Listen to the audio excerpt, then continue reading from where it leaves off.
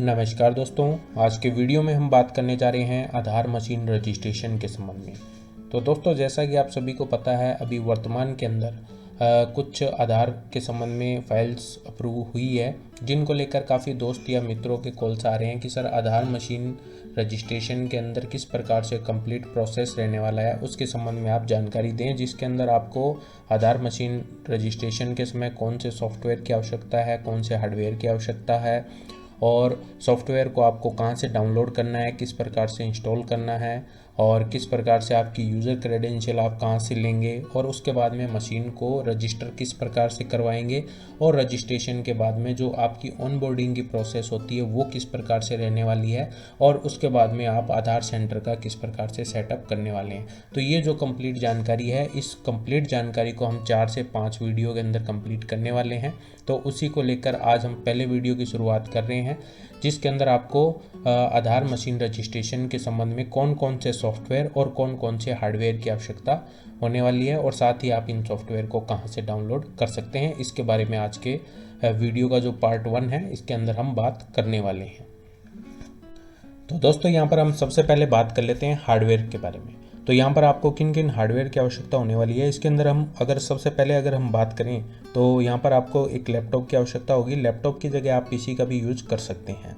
और लैपटॉप के अंदर आपको क्या क्या कॉन्फ़िगरेशन होना चाहिए, उसमें आपकी जो रैम है वो मिनिमम आपकी 4 GB होनी चाहिए, उससे अधिक भी हो सकती है। और जो ऑपरेटिंग सिस्टम है वो आप विंडो 10 64 बिट का ऑपरेटिंग सिस्टम इसके अंदर इंस्टॉल करवा लें।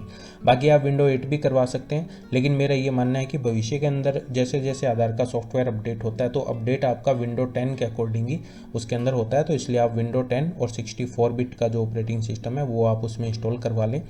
लैपटॉप आप किसी भी कंपनी का ले सकते हैं, लेनोवो हो गया, डेल हो गया, HP हो गया, किसी भी कंपनी का आप यहाँ पर लैपटॉप ले सकते हैं। उसके बाद में अगर हम सेकंड हार्डवेयर की बात करें तो यहाँ पर आपको एक वेबकैम की आवश्यकता होने वाली है। वेबकैम आप अच्छी क्वालिटी का ले लें, ये भी आप किसी भी कंपनी का ले सकते हैं। और उसके बाद में बायोमेट्रिक फिंगरप्रिंट डिवाइस की आपको यहाँ पर आवश्यकता होने वाली है, जिसके माध्यम से हम जो उंगलियों के और जो अंगूठे के निशान है वो हम इस बायोमेट्रिक फिंगरप्रिंट डिवाइस के माध्यम से लेते हैं। उसके बाद में आइरिस स्कैनर डिवाइस की आपको यहाँ पर आवश्यकता होने वाली है, जिससे आंखों की जो पुतलियाँ हैं उसके निशान आइरिस स्कैनर डिवाइस के माध्यम से लिए जाते हैं। ये दोनों डिवाइस भी आपके कोजेंट जो कंपनी का जो डिवाइस आता है वो सबसे बेस्ट आपके लिए रहने वाला है। उसके बाद में अगर हम आगे बात करें तो एक GPS डिवाइस की भी आपको आवश्यकता होगी, क्योंकि जब भी आधार मशीन पर डे जब भी आप इसको लॉगिन करेंगे तो उस समय आपको यहाँ पर मशीन के अंदर GPS लोकेशन देना होगा और GPS लोकेशन आपका GPS डिवाइस के माध्यम से ही मशीन उठाएगी। तो इसके लिए आपको यहाँ पर एक GPS डिवाइस की भी आवश्यकता होगी। ये भी आप किसी भी कंपनी का ले सकते हैं, इसके साथ में आपके पास में इसके ड्राइवर होने चाहिए। उसके बाद में अगर हम आगे बात करें तो प्रिंटर विथ स्कैनर, तो विशेष तौर से आप ध्यान रखें यहाँ पर आप प्रिंटर विथ स्कैनर आप यहाँ पर लें, क्योंकि आपको जब भी आप आधार एनरोलमेंट करेंगे तो उसमें आपको डॉक्यूमेंट प्रिंट भी करने होंगे और स्कैन भी करने होंगे। और ये आपके अगर अच्छी क्वालिटी के रहेंगे तो आपको वहाँ पर अच्छे तरीके से वहाँ पर आपके डॉक्यूमेंट स्कैन होंगे और आगे आपको किसी भी प्रकार की कोई भी प्रॉब्लम नहीं आने वाली। तो इसके लिए भी मैं आपको यहाँ पर रिकमेंड करूँगा, आप HP का जो प्रिंटर आता है प्रिंटर विथ स्कैनर, उसको आप यहाँ से ले सकते हैं। बाकी अगर आप ई मित्रा का काम करते हैं और आपके पास में इनमें से कई डिवाइसेस तो आपके पास में ऑलरेडी होंगी, तो उनको भी आप यहाँ पर यूज़ कर सकते हैं। उसके बाद में अगर हम आगे बात करें biometric device single fingerprint device, तो दोस्तों ये जो डिवाइस है ये मैंने यहाँ पर आपको इसलिए दी है क्योंकि आधार मशीन के अंदर आपको एक ऑप्शन दे रखा है, जिसके माध्यम से अगर किसी भी पर्सन का आधार नंबर नहीं है तो उसकी डिटेल को वहाँ पर इंसर्ट करवाते हुए और उनका जो बायोमेट्रिक है उसको आप वहाँ पर इंसर्ट करवाते हुए उनका आधार कार्ड डाउनलोड कर सकते हैं। तो यहाँ पर जो फिंगरप्रिंट जो बायोमेट्रिक डिवाइस है वो हमने जो 3 नंबर पर बायोमेट्रिक फिंगरप्रिंट डिवाइस की बात की, इस डिवाइस के माध्यम से आप उसे डाउनलोड नहीं कर सकते। इसके लिए आपको चाहिए सिंगल फिंगरप्रिंट डिवाइस, जो कि जैसे कि मंत्रा या मोर्फो का जो डिवाइस है जो कि आप ई मित्रा को लॉगिन करने के लिए यूज़ लेते हैं, वो डिवाइस आपका यहाँ पर यूज़ होने वाला है। तो दोस्तों, इसके बाद में अगर हम आगे बात करें तो आपको एक वाइट बोर्ड या वाइट बैनर की आपको आवश्यकता होने वाली है, क्योंकि UID की गाइडलाइन के अकॉर्डिंग जब भी आप किसी का अगर फ़ोटो वहाँ पर लेते हैं तो फ़ोटो का जो बैकग्राउंड है वो आपका वाइट कलर का होना आवश्यक है। और आपको जो भी आप कार्य करें UID की गाइडलाइन के अनुसार ही करें, अन्यथा आपकी मशीन को कभी भी ब्लैकलिस्ट किया जा सकता है। उसके बाद में अगर हम आगे बात करें तो आपको एक टेबल लैंप की आवश्यकता होने वाली है, क्योंकि अगर आप टेबल लैंप का यूज़ करते हैं तो आप जिस भी पर्सन की फ़ोटो ले रहे हैं उसका जो चेहरा है एकदम क्लियर आएगा और बैकग्राउंड आपका वाइट रहेगा, तो प्रॉपरली वहाँ पर आपकी फ़ोटो, आप उसकी आवेदक की फ़ोटो ले सकते हैं। अगर आगे हम बात करें नेटवर्क कनेक्टिविटी के बारे में, तो जैसा कि आप सभी को पता है, जो DOIT के माध्यम से जो भी आधार मशीन रजिस्टर की जा रही हैं, उन मशीन के अंदर आपका जो नेटवर्क कनेक्टिविटी है वो आपका गवर्नमेंट नेटवर्क की रहना चाहिए, जिसके अंदर आप राजनेट, रासवान या BBNL का नेटवर्क की यूज कर सकते हैं। इनमें से आप किसी भी एक नेटवर्क के साथ में अपने लैपटॉप को कनेक्ट कर सकते हैं, और जैसे जैसे आप आधार एनरोलमेंट करेंगे उसी के साथ में आपके जो आधार से संबंधित जो पैकेट्स हैं वो हाथों हाथ मेन सर्वर पर अपलोड किए जाते हैं। तो दोस्तों, जिन हार्डवेयर्स के बारे में अभी हमने बात की, उन सभी हार्डवेयर्स को यहाँ पर एज ए इमेज आपको शो किया गया है, जिसमें आप सबसे पहले अगर देखेंगे तो यहाँ पर आपका प्रिंटर आपको शो कर रहा है। प्रिंटर आपका प्रिंटर विद स्कैनर होना चाहिए। उसके बाद में आपको एक वेबकैम चाहिए जिसके माध्यम से आप फ़ोटो ले सकें। आपको एक लैंप की आवश्यकता होने वाली है, एक लैपटॉप की आपको आवश्यकता रहेगी, और ये स्टैंडी या जो व्हाइट बोर्ड हम जिसे बोलते हैं वो एक प्रकार से यहाँ पर व्हाइट बोर्ड दिया गया है। उसके बाद में इंटरनेट कनेक्शन, जिसमें हमने बात की राजनेट, रासवान या BBNL का आपका नेटवर्क कनेक्टिविटी होना चाहिए, और उसके बाद में आपको एक फिंगरप्रिंट स्कैनर। तो दोस्तों, यहाँ पर आप देखेंगे जो ये बायोमेट्रिक डिवाइस या 10 प्रिंट स्कैनर है, इसके माध्यम से आप सिंगल बायोमेट्रिक का यूज़ नहीं कर सकते हैं। इसके अंदर आपको कंप्लीट जो थंब इम्प्रेशन है उसी को आप इस मशीन के माध्यम से ले पाते हैं। तो और उसके साथ में एक यहाँ पर आपको आइरिस स्कैनर भी दे रखा है। तो इस प्रकार से ये कुछ डिवाइसेस रहने वाले हैं। इसके बाद में हमने जो लास्ट में एक बात की कि सिंगल फिंगरप्रिंट डिवाइस, जो कि यहाँ पर आपको मोर्फो का डिवाइस आपको शो कर रहा है, इसकी जगह आप मंत्रा का डिवाइस भी ले सकते हैं, जिसके माध्यम से आप किसी भी पर्सन का आधार कार्ड डाउनलोड कर पाएंगे। इसकी जगह आगे अभी आपने देखा होगा सिंगल आइरिस स्कैनर भी अभी यहाँ पर मार्केट में आ चुका है, तो इसका यूज़ भी आप यहाँ पर कर सकते हैं। तो दोस्तों, जिनके बायोमेट्रिक्स नहीं आते हैं उनको आप आइरिस के माध्यम से भी उनका आधार कार्ड आप यहाँ पर डाउनलोड कर पाएंगे। तो दोस्तों, ये कुछ हार्डवेयर्स हुए जो कि आपके आधार एनरोलमेंट सेंटर के लिए आपके पास में होने आवश्यक है। तो दोस्तों, इसके बाद में हम बात कर लेते हैं सॉफ्टवेयर के बारे में। आपको किन किन सॉफ्टवेयर की आवश्यकता होने वाली है ताकि आपकी मशीन का रजिस्ट्रेशन सक्सेसफुली हो सके। तो दोस्तों, सबसे पहले हम बात करें एनरोलमेंट क्लाइंट विन 3.3.4.2.96-1। तो दोस्तों, ये अभी लेटेस्ट आपका ECMP एनरोलमेंट क्लाइंट सॉफ्टवेयर है। तो ये सॉफ्टवेयर आपको इंस्टॉल करना होगा, और इसके बाद में जैसे जैसे सॉफ्टवेयर अपडेट होंगे, तो अगर आपके सिस्टम के साथ में नेटवर्क कनेक्टिविटी रहेगी तो ऑटो अपडेट आपका आगे का वर्जन हो जाएगा।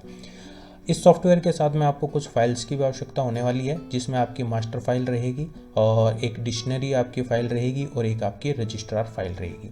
ये 3 फाइल्स हैं जो कि आपको सॉफ्टवेयर जब भी आप इंस्टॉल करेंगे तो सॉफ्टवेयर के अंदर आपको इनको इंपोर्ट करवाना होगा। उसके बाद में हम बात करें आगे एक क्रेडेंशियल फाइल की। तो दोस्तों, जिनकी भी अभी न्यू आईडीज़ बनी है उनके लिए अभी लेटेस्ट क्रेडेंशियल DOIT के द्वारा जारी की गई है। तो वो क्रेडेंशियल फाइल आपके पास में होनी आवश्यक है, तभी आपकी मशीन के अंदर आप अपना जो आपके यूज़र ID और जो लॉगिन है वो आपको वहाँ पर शो करेगा। उसके बाद में दोस्तों, अगर हम आगे बात करें तो एक GPS डिवाइस ड्राइवर, जैसा कि हमने कहा कि जब भी आप मशीन को लॉगिन करेंगे तो आपको वहाँ पर GPS लोकेशन लेना आवश्यक होगा। तो आप जिस भी कंपनी का GPS डिवाइस यूज़ करते हैं तो उसका ड्राइवर भी आपके पास में होना आवश्यक है, तभी आपका GPS डिवाइस वहाँ पर काम करेगा। उसके अलावा कुछ अदर जो रिक्वायर्ड सॉफ्टवेयर है, जैसे आप जो भी प्रिंटर लेते हैं तो उस प्रिंटर के आपके पास में ड्राइवर वगैरह होने चाहिए। तो दोस्तों, यहाँ पर आधार मशीन रजिस्ट्रेशन के लिए जो मेन सॉफ्टवेयर आपको ज़रूरत पड़ने वाली है वो रहेंगे आपके 1, 2, 3, 4 और 5। तो ये 5 आपके पास में ये सॉफ्टवेयर्स होने चाहिए, तभी आप अपना लैपटॉप के अंदर आधार के संबंध में जो सॉफ्टवेयर है उसे आप इंस्टॉल कर पाएंगे। तो दोस्तों, अब हम आगे बात कर लेते हैं कि आप इन सॉफ्टवेयर को कहां से आप डाउनलोड कर सकते हैं। तो दोस्तों, यहाँ पर सॉफ्टवेयर्स को डाउनलोड करने के लिए आप किसी भी एक ब्राउज़र को ओपन कर लें, और ब्राउज़र को ओपन करने के बाद में आप वेबसाइट ओपन करें doittb.wordpress.com। तो आप इस वेबसाइट को ओपन कर लें, तो आप देखेंगे जैसे ही वेबसाइट आपके सामने ओपन होती है, इस वेबसाइट के ऊपर आपको ऊपर ही ऊपर कुछ आपको टैब्स मिलने वाली है। इन्हीं टैब के अंदर अगर आप देखेंगे तो यहाँ पर आपको अदर की एक टैब शो कर रहा है। इसी के अंदर आप सेकंड ऑप्शन पे देखेंगे तो डाउनलोड का एक सेक्शन आपको यहाँ पर शो करेगा, तो इस ऑप्शन पर आप क्लिक करेंगे।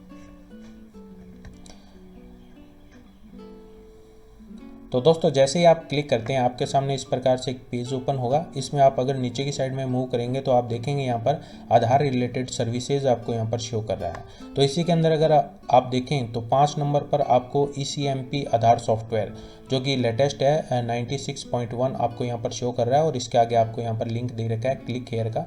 तो यहाँ से आप सॉफ्टवेयर को डाउनलोड कर सकते हैं और इसके साथ ही आपको जो 3 फाइल्स हैं जो कि आपको सॉफ्टवेयर के अंदर अपलोड करनी होगी वो फाइल्स भी आपको यहाँ पर दे रखी है, master file, registrar file and dictionary file.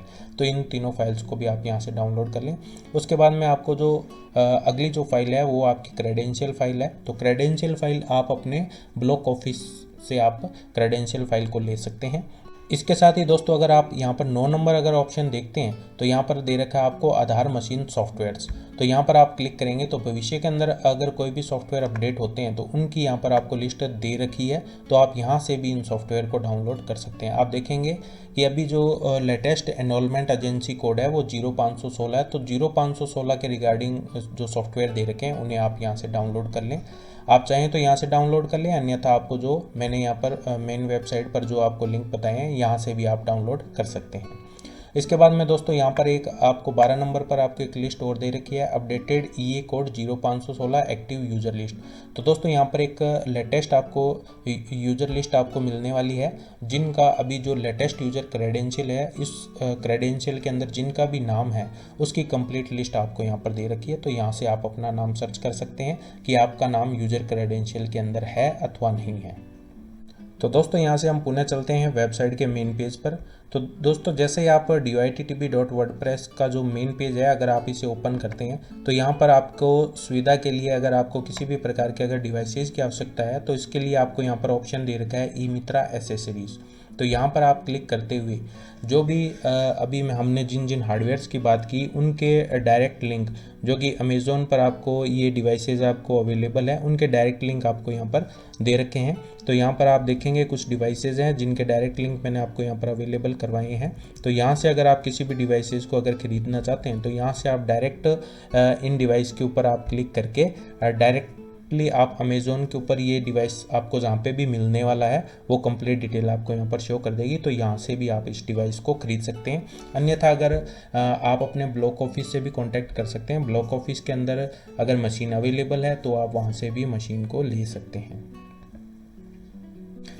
तो दोस्तों इस प्रकार से उम्मीद करूंगा आधार मशीन रजिस्ट्रेशन के संबंध में जो पार्ट फर्स्ट का जो वीडियो है जिसके अंदर हमने आपको सॉफ्टवेयर और हार्डवेयर के बारे में जानकारी दी है। तो आप कौन कौन से सॉफ्टवेयर की आपको आवश्यकता है, कौन कौन से हार्डवेयर की आवश्यकता है, सॉफ्टवेयर को आप कहां से डाउनलोड कर सकते हैं या हार्डवेयर को आप कहां से खरीद सकते हैं, इसके बारे में आपको कंप्लीट जानकारी वीडियो के अंदर दे दी गई है। इसके बाद में हम जो इसी के संबंध में जो सेकंड पार्ट वीडियो को आने वाला है उसके अंदर हम बात करेंगे कि आधार मशीन को जब भी रजिस्टर करते हैं तो उसके लिए सबसे पहले एक यूज़र अकाउंट क्रिएट करना होगा। वो यूज़र अकाउंट आप किस प्रकार से क्रिएट कर सकते हैं।